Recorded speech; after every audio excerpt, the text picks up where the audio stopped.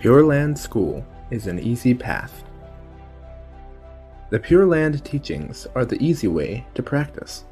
They also constituted a special and splendid tradition. Nagarjuna, in his chapter on the easy path, called it the easy path. Easy meant that anyone could practice it, gain rebirth in the land of bliss, and attain Buddhahood. Therefore, it was easy.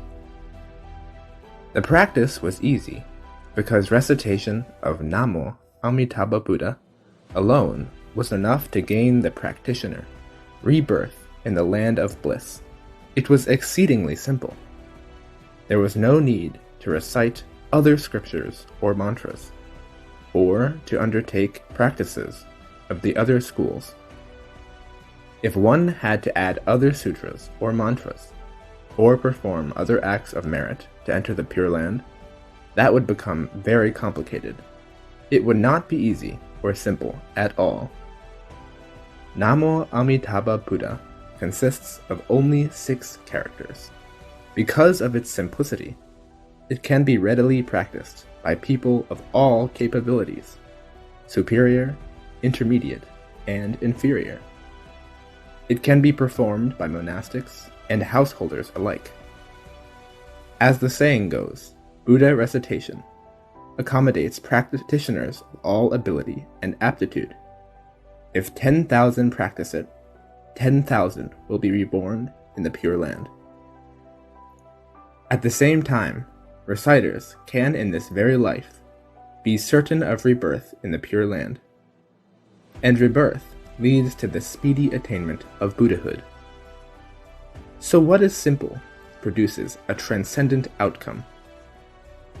If something were easy, but ultimate achievement took more than a lifetime, or if Buddhahood required a long time after entry into the Pure Land, it would not be so transcendent or splendid.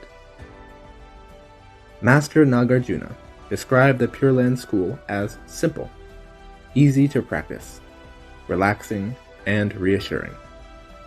He used the analogy of traveling by ship.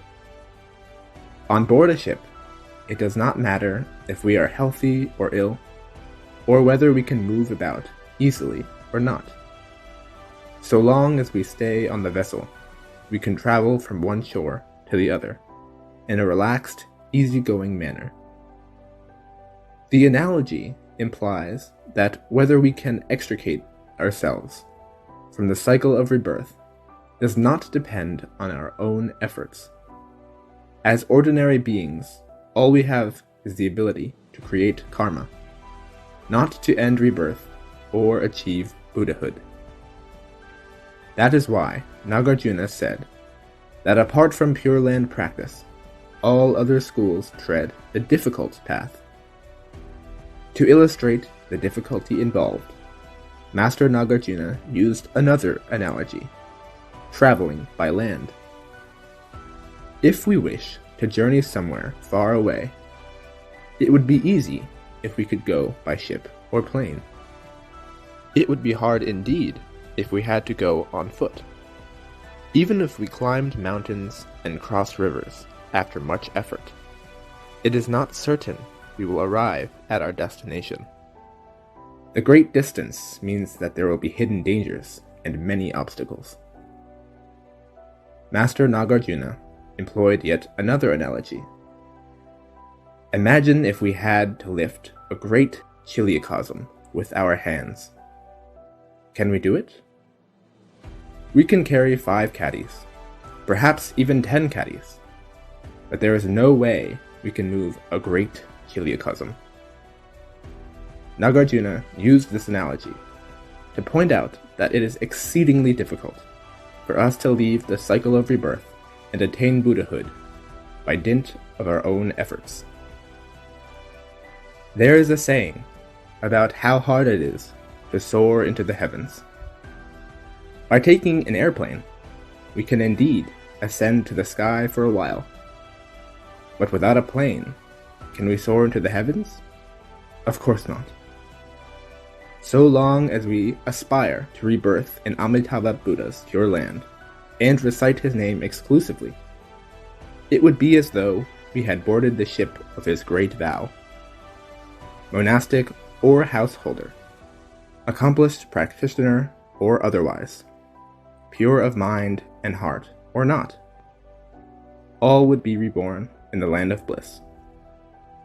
That's why we should no longer be considered ordinary beings trapped in the cycle of rebirth, but members of the sacred assembly in the land of bliss. It is said, those who recite the name of Amitabha Buddha exclusively will certainly be reborn in his land of bliss. Such is the cause, such is the effect. Thank you. Namo Amitabha Buddha.